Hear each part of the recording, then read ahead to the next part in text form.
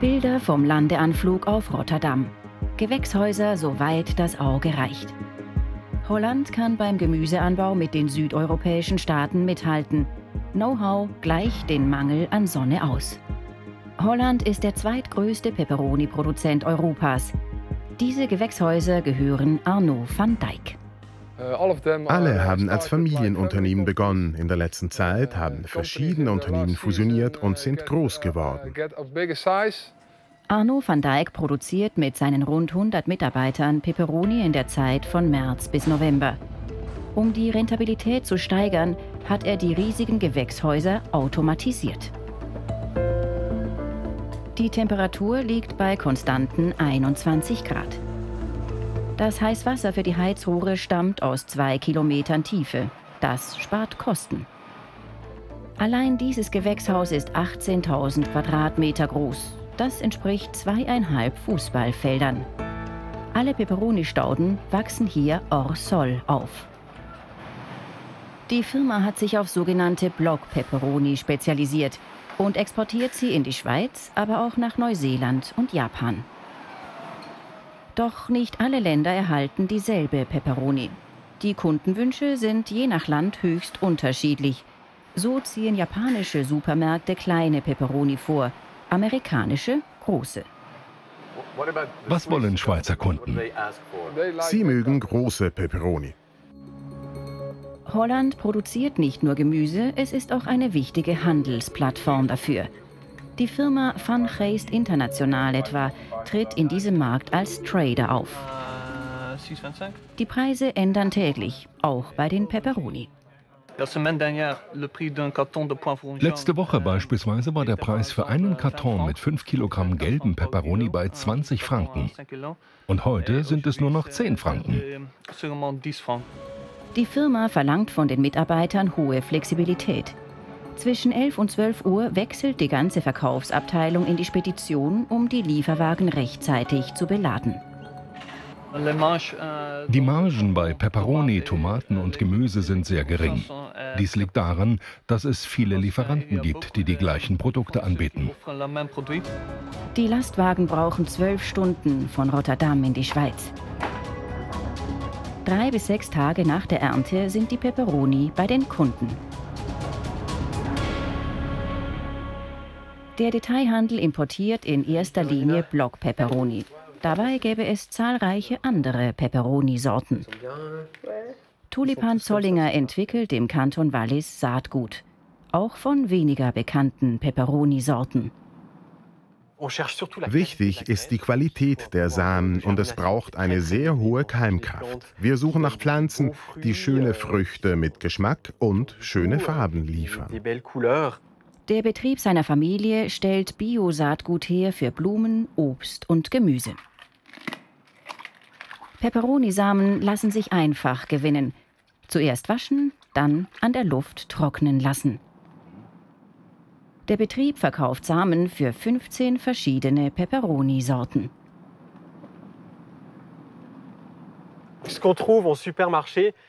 Das bekommt man im Supermarkt. Das Angebot beschränkt sich heute auf rote, gelbe und grüne Peperoni. Das kommt daher, dass wir alle tiefe Preise wollen. Diesen Preisdruck gibt der Supermarkt an den Produzenten weiter. Die Kehrseite der Medaille ist, dass dabei die Vielfalt vergessen geht.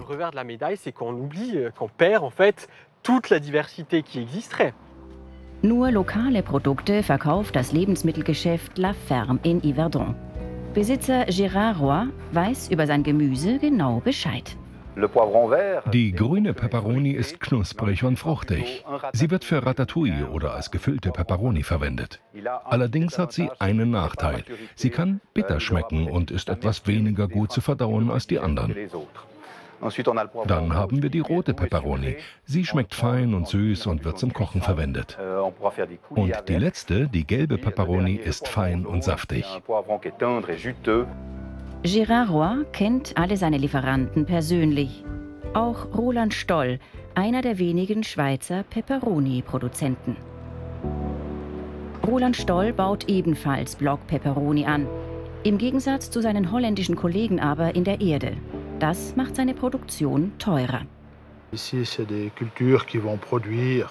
Meine Pflanzen hier produzieren 6 bis 10 Kilo pro Quadratmeter. In Holland sind es mehr als 30 Kilo pro Quadratmeter. Auch Roland Stoll produziert verschiedenfarbige Peperoni. Also ich zeige Ihnen hier eine rote Peperoni und ich kann Ihnen auch eine gelbe zeigen. Warum wechselt die Farbe? Wenn sie reif ist, ist sie rot oder gelb. Vorher sind sie grün. Wenn nun Peperoni geerntet werden für eine gemischte Verpackung, dann werden sie geerntet, bevor sie reif sind. Roland Stoll kam eher zufällig zum Peperoni-Anbau. Die Firma hatte im Jahr 2014 Gewächshäuser gebaut, um während des Winters Salate zu züchten.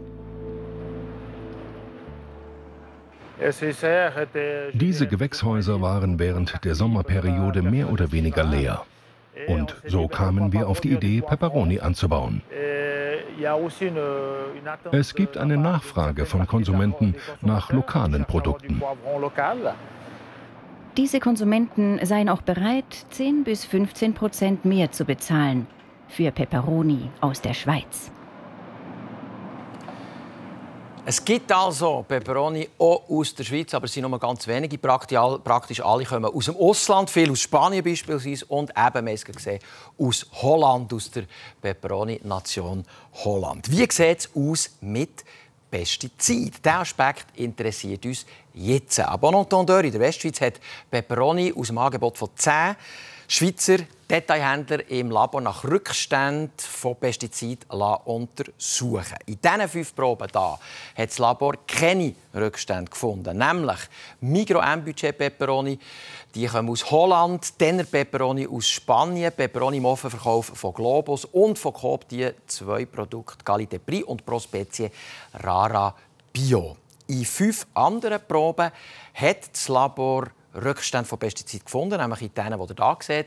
Angebot von Aldi, Lidl, Alligro, Migros und Manor. Da hat es Rückstände von Insektizid und Fungizid drin.